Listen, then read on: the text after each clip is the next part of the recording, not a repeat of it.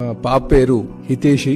తనకి ఒక అరుదైనటువంటి SMA అని అంటే spinal muscular atrophy type 1 genetic problem తో తను బాధపడుతుంది. జోల్జెన్స్మా అనే ఒక ఇంజెక్షన్ సుమారు 16 కోట్లు ఖరీదు చేసేటువంటి ఇంజెక్షన్ వేస్తే ఆ జీన్ థెరపీలో భాగంగా తను కోలుకున్నటువంటి పరిస్థితి ఉంది. అయితే తెలుగుదేశం పార్టీ తరపున అధ్యక్షుడిగా నేను ప్రజలకు అపీల్ చేస్తున్నాను. వీళ్ళు క్రౌడ్ ఫండింగ్ ద్వారా కొంత డబ్బులు కలెక్ట్ చేయడానికి వారు ఒక ప్రయత్నం చేస్తున్నారు కనుక దాతలు వచ్చి వారికి ధన సహాయం చేయాల్సిందిగా మేము కోరుతున్నాం. మా పాపకు SMA అనే వ్యాధి వచ్చింది. దాన్ని బెంగళూరు హాస్పిటల్లో కలిస్తే దీనికి 16 కోట్ల ఇంజక్షన్ అయితే మీ పాప బతుకుతుందని చెప్పినారు సార్. ఆ విషయం తెలిసి మేము సజ్జల రామకృష్ణారెడ్డి గారిని కలిస్తే ఆయన జగన్మోహన్ రెడ్డి గారికి మా న్యూస్ అంతా పంపించి 16 కోట్ల ఇంజక్షన్ శాంక్షన్ చేయించినారు. డిసెంబర్ 27వ తేదీ 2023లో వేసినారు, ఇంజక్షన్ వేసినారు. పాప బాగుంది. జగనన్న గారిని కలిసామండి రాజమండ్రి వచ్చినప్పుడు.